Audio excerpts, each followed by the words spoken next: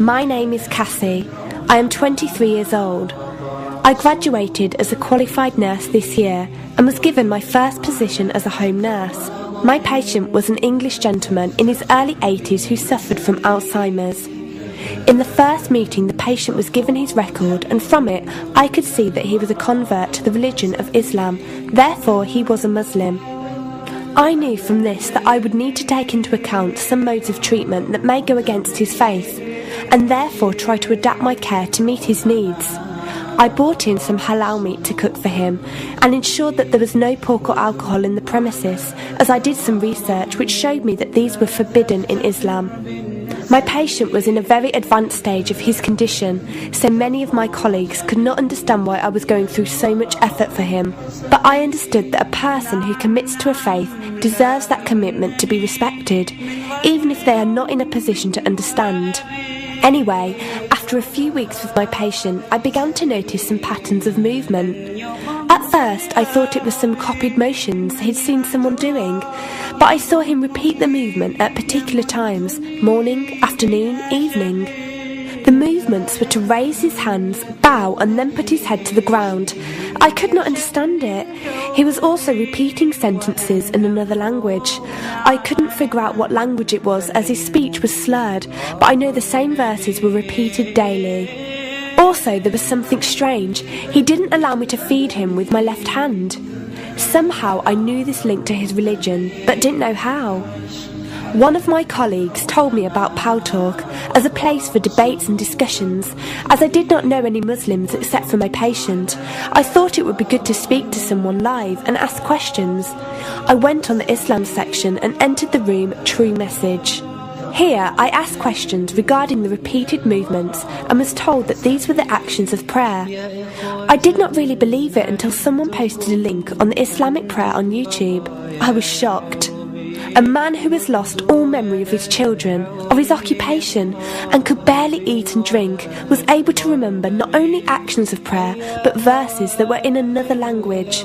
This was nothing short of incredible, and I knew that this man was devout in his faith, which made me want to learn more in order to care for him the best I could.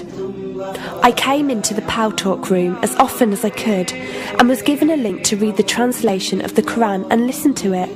The chapter of the bee gave me chills, and I repeated it several times a day.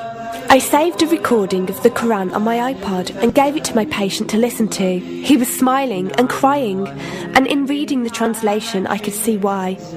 I applied what I gained from Pal Talk to care for my patient, but gradually found myself coming to the room to find answers for myself. I never really took the time to look at my life.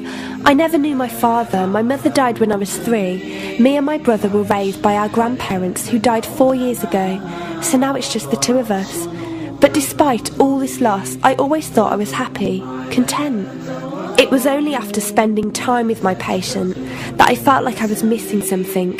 I was missing that sense of peace and tranquility my patient, even through suffering, felt. I wanted that sense of belonging and a part of something that he felt, even with no one around him.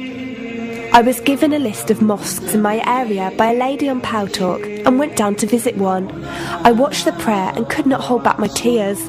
I felt drawn to the mosque every day, and the imam and his wife would give me books and tapes to welcome any questions I had. Every question I asked at the mosque and on Pal Talk was answered with such clarity and depth that could do nothing but accept them.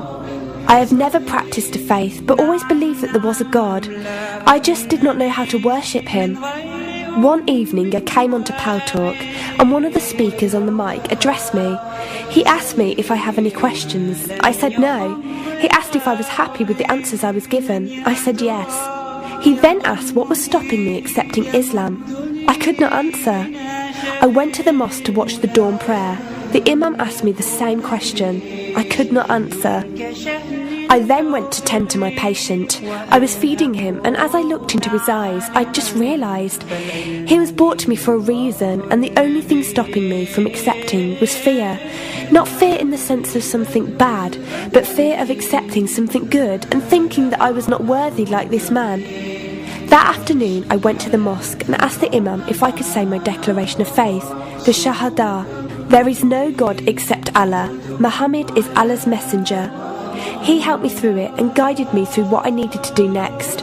I cannot explain the feeling I felt when I said it. It was like someone woke me up from sleep and sees everything more clearly.